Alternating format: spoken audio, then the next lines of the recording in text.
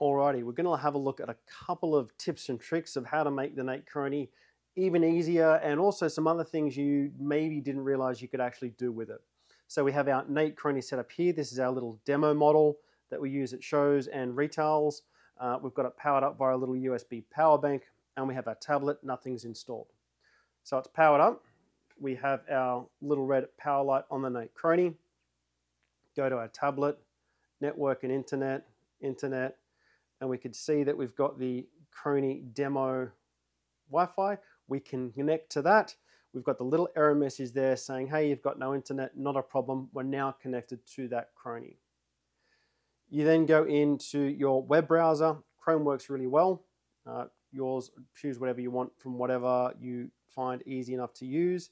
If we open up a new tab, inside the NateChrony box will be a QR code. You can simply scan that with your camera and that will take you to the web page, or you can type in the address 192.168.4.1 and here's the NateChrony screen. You don't want to be typing that or scanning that each and every time, so here's a cool little trick. We did a lot of work to help make this work nicely. So if you go to the menu, there's a little thing saying add to home screen. So add a shortcut there for NateChrony. We add that. We then want to add that to the home screen. So if we close the browser, so it's no longer at the NateChrony webpage, what we've actually got is a little icon. So it looks like an app, it sort of feels like an app, but all it is a shortcut so that when you click on this, it will open the browser, the Chrome browser, and go to the correct address. So you don't have to type anything in, you don't have to scan the QR code, you can connect to the Wi-Fi network, you click that icon, and bang, you're in the NateChrony, you're away and testing. So we could see, we do a little pellet drop test there. Awesome, quick and easy. The other thing you could notice here, so that's nice and convenient to get set up each and every time. If we look in the lower right corner there, we could see that we've got an IP address, which means we are connected to an existing Wi-Fi network. So I've connected the Chrony. I'm currently connected from the tablet to the Chrony's network. I'm now going to connect the tablet to the network that the Chrony is also on. I need to remember that, 1.182. So if I go and I connect to my other network that I've temporarily set up, so I can connect to Nate's. Okay, so I'm now connected to the Nate's Wi-Fi hotspot. I've now also got internet connectivity. So if I go into my browser, I can then go to Google. We could see that we've got all sorts of stuff happening on the internet.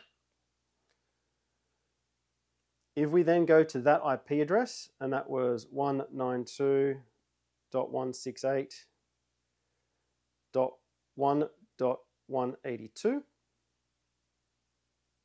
we're now connecting to the NateChrony over our existing Wi-Fi, and we've got internet access from the tablet and access to anything on our Wi-Fi network that anything else has. So if you wanted to share your results, you're doing a lot of tuning work, you want to email yourself, things like that, again, go up to here, do share. So a couple of cool things that you can do, again, depending upon the browser that you want. You can go to print. And look at that, we've got our printer set up. So if you do have a printer set up on your network, you can print the NateChrony page there. You'll then get a printout looking exactly like that to do whatever you want with.